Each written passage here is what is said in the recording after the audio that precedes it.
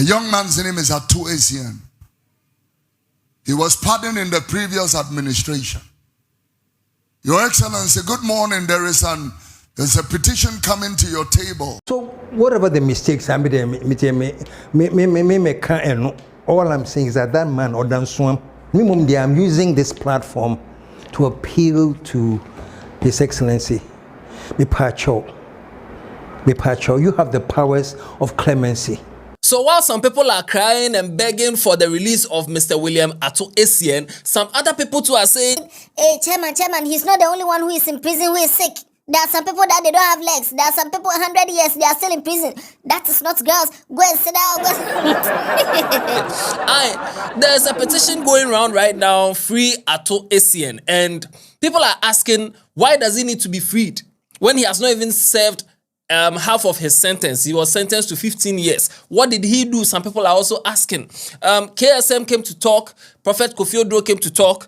I have some just for you. Let me tell you what he did and why he's in prison. And then after that, we'll talk about why they are trying to get him out, or they are signing petitions for him to be freed. So this is the story of Mr. William Ato Essien, the CEO or the founder of Capital Bank, which is now defunct. We'll delve into it and see everything that's going on in the town. I have the full gist for you. I'm the Headless YouTuber, this Headless Reactions. Alatari, Yonko!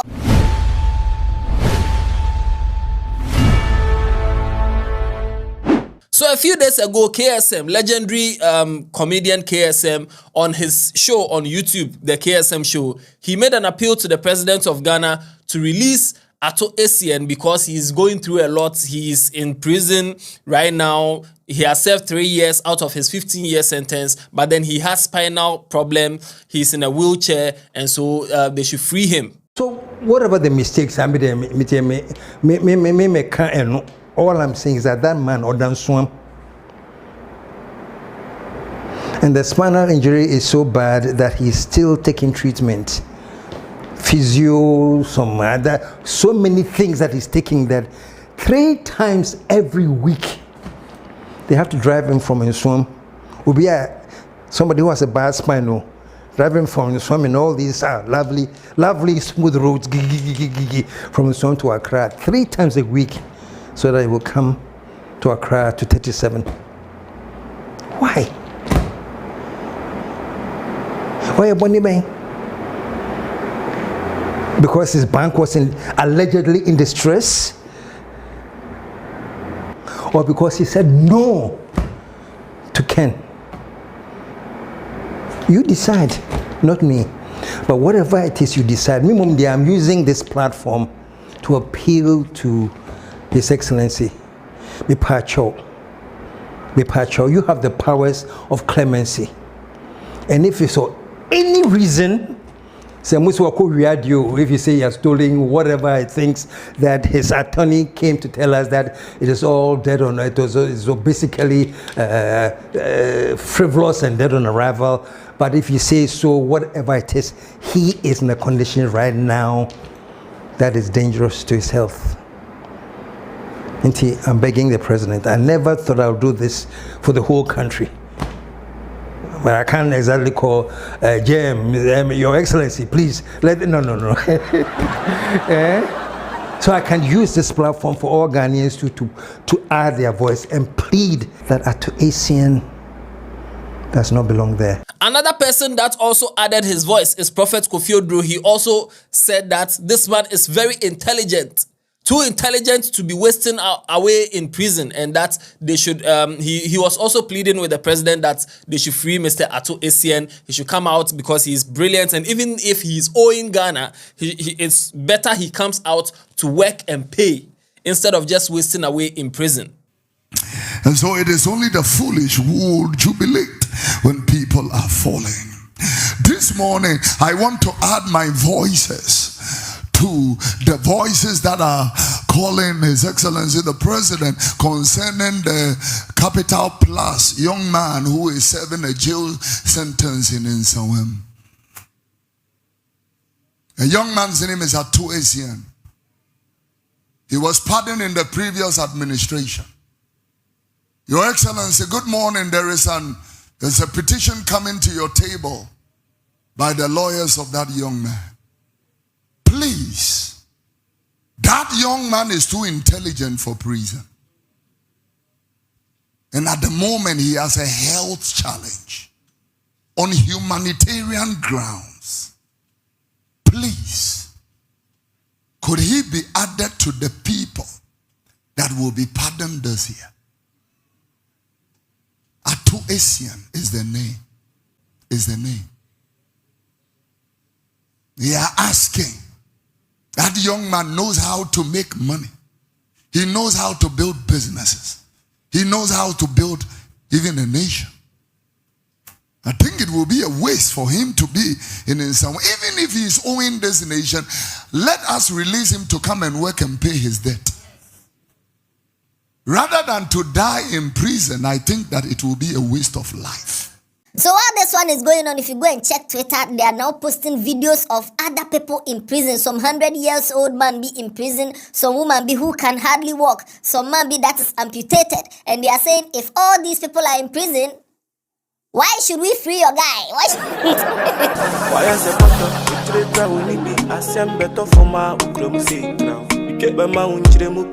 simply the best. Make us see a bonsu motion. Open it, say my head trendy monocra. We fear bakupo, baby bakupo. Tea headless. Now open money on my papa. Why should we free your guy? Some people too who lost their monies in, because of the bank that went down, they are also very angry that this kind of thing, it doesn't make sense. What did Mr. William Ato Essien do? Let's delve into it and see exactly what he did that landed him in prison in 2023 and what's going on right now. Now, Mr. William Ato Essien, he created something like a finance organization somewhere in 2004. That time, come for loan, those kind of things in 2004. But then on 29th October 2009, 5 years after he started doing his own small thing, the Bank of Ghana gave him a license to become a microfinance. So in 2009, he moved from some, small to microfinance. And then in 2010, he changed the name of the thing to First Capital Plus Savings and Loans in 2010. So you can see that the company that he started small in 2004, growing small. In 2010, it became First Capital Plus Savings and Loans. And then 2 years later, in July 2012, he got a provisional license to become a commercial bank. Bank of Ghana gave him a provisional license in 2012. A year later, in December 2013, then they gave him the full license to become a commercial bank. And that was when he changed it to First Capital Plus Bank. So you can see that growth coming small. Right now, First Capital Plus Bank. In 2015, the First Capital Plus Bank transformed or rebranded into Capital Bank. And that is where the whole thing is at. So Capital Bank had board of directors. Every organization has board of directors, the board chairman and stuff. So Capital Bank board of directors, Pastor Mensa Otabil, he was the board chairman of the bank. Also, Mr. Odonko, he's a pastor at Harvest Chapel, Pastor Odonko. He was the CEO of Capital Bank. And then Mr. William Ato Essien himself, he's listed as the founder of Capital Bank. Then we have Mr. Francis Edumante, he is the director, and also Alhaji Amadou, also a director. But then this Mr. Odonko, just hold on to Mr. Odonko right now in your head. He will come later in the story. So these were the board of directors. In 2015, Capital Bank was going through a lot of problems in 2015. In fact, they were called insolvent. They were declared insolvent. That means their liabilities were more than their assets. That means the kind of things that the bank was going through, if they sell all their properties and everything, they can't pay the liabilities or the debts that they have. And when a bank reaches such stages, sometimes the Bank of Ghana gives them some money just to help them get back on their feet. And of course, they have to pay back that money, but then with some small interest. It's more like some business, something that they've been doing. So in 2015, the Bank of Ghana gave Capital Bank 620 million Ghana cedis. You are saying, hey, yes. And in a space of 1 year, or in a span of 1 year, the Bank of Ghana gave Capital Bank 620 million Ghana cedis for them to push back into the business so that they can run the business well, make some profits, and then pay back that money. Now, in 2017, when the NPP came to power, some banks were affected. You know, UT Bank and a couple of other banks were affected. They took down a lot of banks and stuff. People lost their money. People who were saving over there, people who were investment, a lot went on. Now, Capital Bank was also affected by that thing that happened in 2017. Now, that 620 million Ghana cedis that was given to him, according to what went on in court and his own confession that he confessed, according to him, he created some companies. So he created like some shell companies where the 620 million that was supposed to go to Capital Bank to help Capital Bank, he moved some of the money through some other companies. One of the companies is MC Management. That place, some 30 million went there. 30 million Ghana cedis went there. And that MC Management, the Reverend Odonko, the man I told you that you should put in your head, yes. He and another man called Mr. Tete, they were the CEOs of that company. They were part of that company. That the 30 million Ghana cedi went inside, There was another company that they sent 35 million Ghana cedis to. And then a third company called Modia Capital. That one, 65 million Ghana cedis went there. And through that 65 billion Ghana cedis that went to Modia Capital, they took they took some of the money from that 65 million and then they used it to form another bank called Sovereignty Bank, which is also closed down.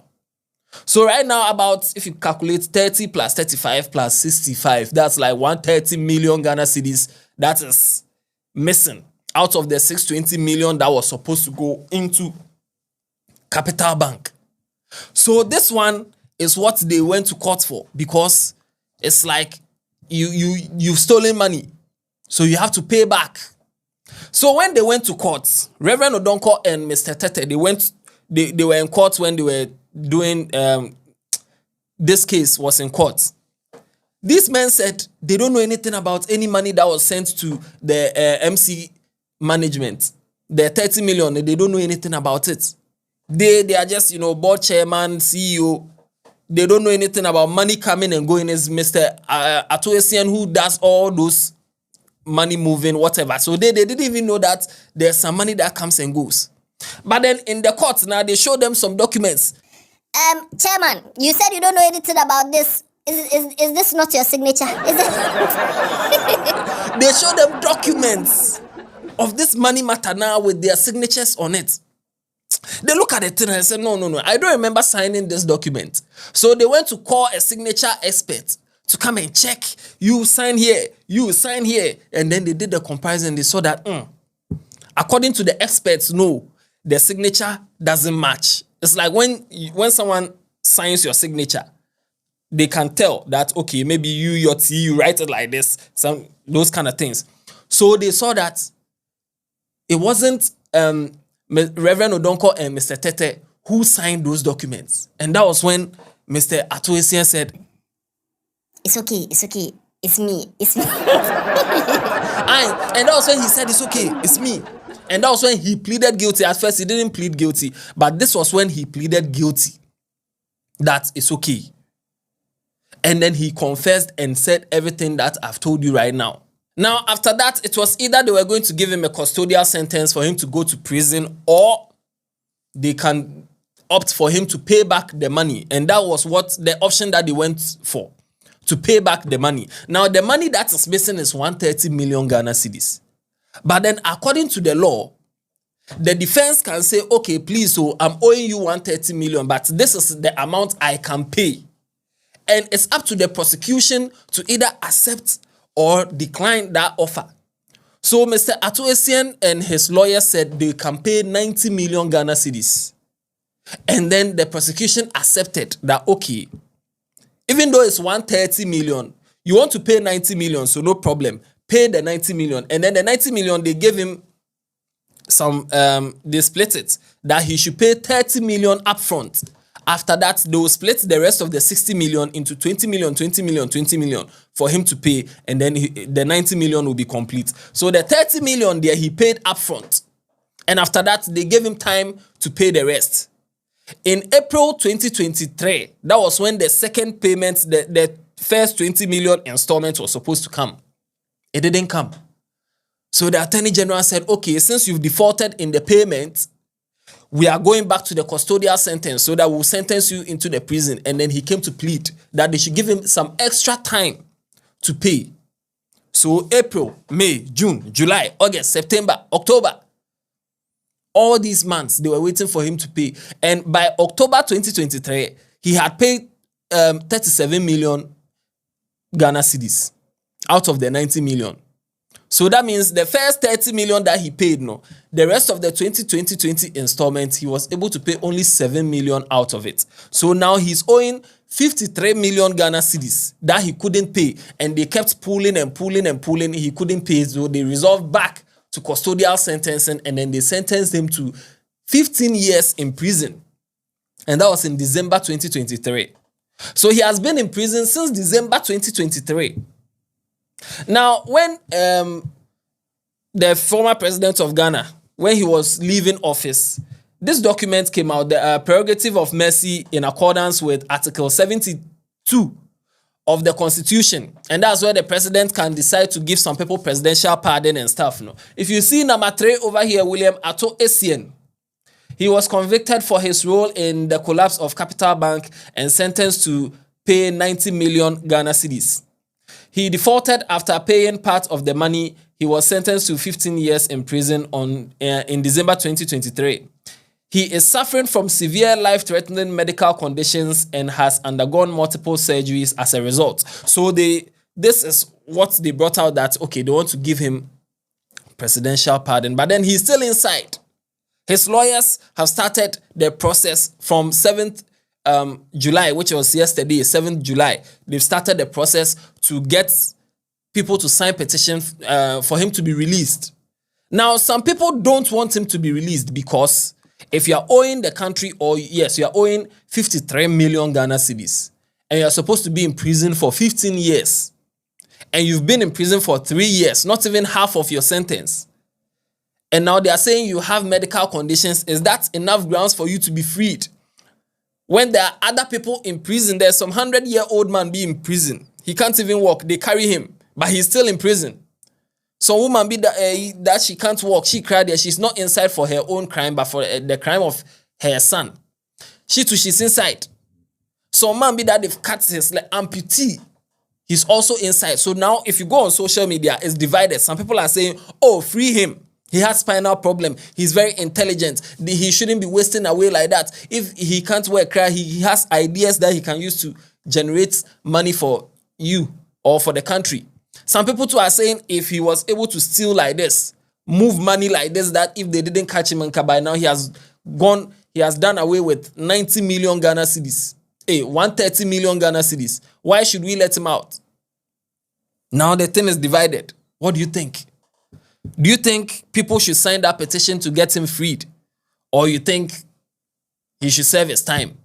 Now, if they are saying he is intelligent and he is intelligent, so he shouldn't be in prison, are they trying to say there are no other intelligent people in prison? If there are, should those people also be released? Questions on the TL. People are talking. Share your views in the comment section. Do you think this petition stuff that they are doing is right, on the right grounds? Or you think they are just trying to help their own guy? Let me know in the comment section.